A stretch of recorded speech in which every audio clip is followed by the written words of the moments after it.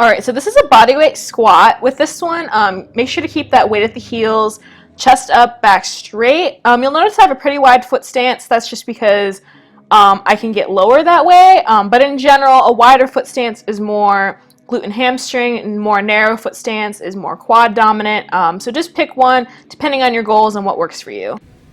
All right, so this is a body weight walking lunge. So of course, as the name implies, you're gonna lunge, but just keep walking forward. Make sure to keep that chest up, as you'll see as I turn around here. When you lunge down, try and keep that leg at 90 degrees. And again, like with the squat, keep that weight at the heels. Don't let it shift to your toes. All right, so this is gonna be a bodyweight glute bridge. With this one, really make sure to push up with your hips and drive with those heels. This is primarily a glute exercise, a little bit of hamstrings. Also, really squeeze those glutes at the top of the movement to make sure that we're getting the blood flow there. Also, keep the upper back nice and stable on the floor. All right, so this is a bodyweight step up. This one's pretty hard to mess up because you're basically just stepping up and stepping down, as you can see. Here, I'm only doing one leg at a time, but you can also alternate unless I specify otherwise. Really push through your heel as you're stepping up. Don't step up with your toe. This one's good for those quads and glutes as well as your balance. All right, so these are plank jacks. So get into a high plank position and then jump to move your feet in and out. Try and keep that back as straight as possible.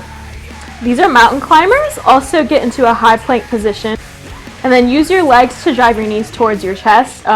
Again, make sure to keep that back nice and flat.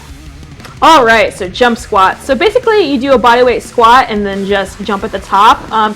You can also use your arms to kind of propel yourself and give yourself some more power.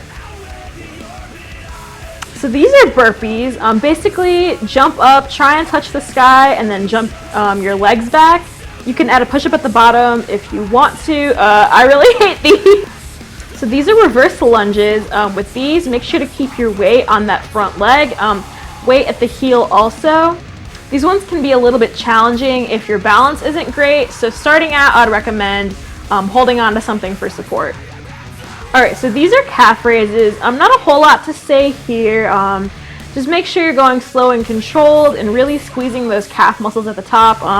These aren't gonna get you out of breath like some of the other exercises, but they should be burning, so make sure you squeeze.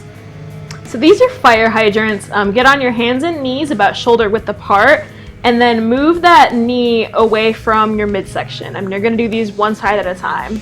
All right, so last exercise, bear crawls. So you're gonna be on your hands and the balls of your feet, and to move forward, move the opposite arm and the opposite leg. Also, of course, keep that back straight. The coordination can be a little tricky with this.